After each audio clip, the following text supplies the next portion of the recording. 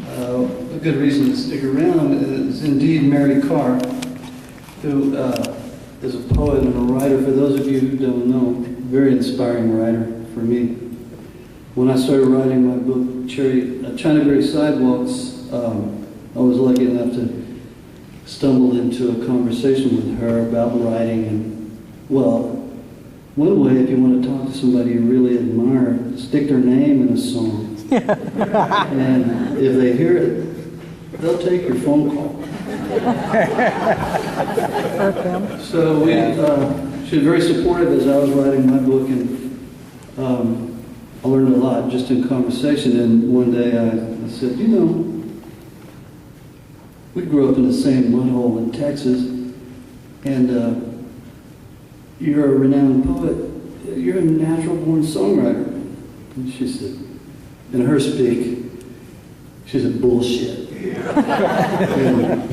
I said, no, really, I think we could write songs. She said, no way, you're just trying to embarrass me. Well, I wore her down, and we started writing these songs, and I thought, well, you know, I'll write a song or two with her, and I'll stick it on one of my records, and that'll be good. But it just caught on fire, and we wrote all these songs that became this album that's been out, and it's called Ken. Relatives, as you know, or Mary would say, people you want to drag behind your truck.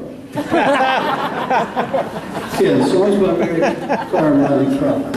Now, because Mary at that time was not a singer, would not sing a note for anybody, she would help me with the words, and I said, well, you know, this has turned into a record, so I reached out, and Nora Jones got on board. She sang a song, and Emmy Lou called up and said, well, I heard that you're doing this, and I want to be in on it. And I said, okay, that's two. And then Lucinda Williams agreed. That was three. And listen, you think I'm name dropping? Go over there. Their names are on the front, so if you can back it up, it's not right. It's true. And we had Womack came on. And so we were just about set, but at the end I said, God, you know, this record should have Roseanne Cash on it. Yeah.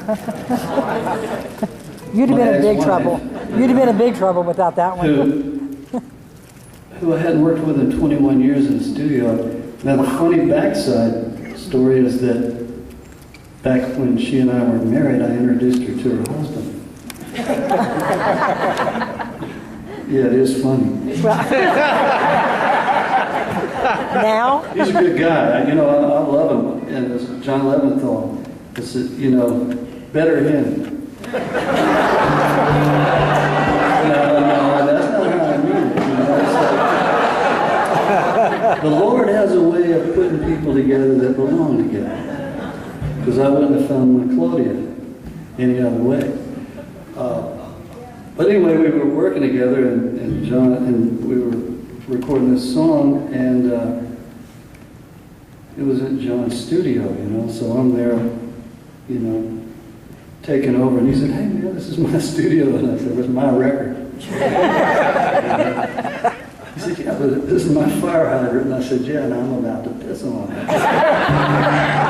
So we had a good laugh, and Roseanne did a great performance, because I really think she liked to see a couple of alpha males sort of squaring off with each other in her interest, and she gave a beautiful performance. But what I'm leading to, that made me realize I had all these great women, so I asked Vince Gill and Chris Christopherson if they would join the record.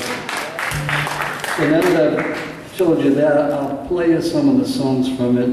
I'll start with one that I sang on the record, and then I'll do some that the girls sang.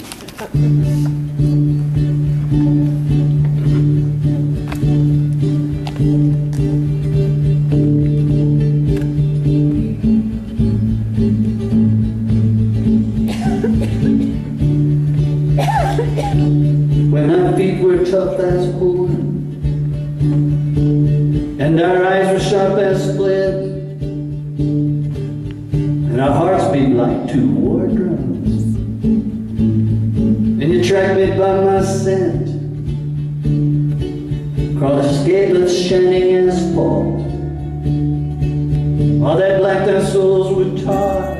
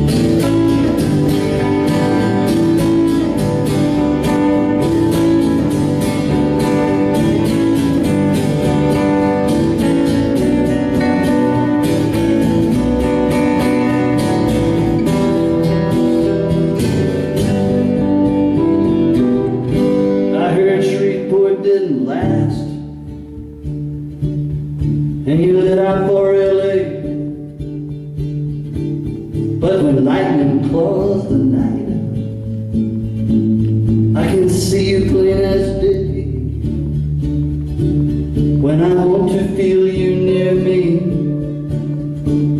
I go crawl down off my cloud, and I pull on down by you, cry your name out loud, and you said, I don't want to be chained down, I don't want to dread regret, that I make excuses for the way I've come of late. But it could have been enough to live with a softer cup on the cutting edge of nowhere where the sun goes down in flame. We were anything but tame.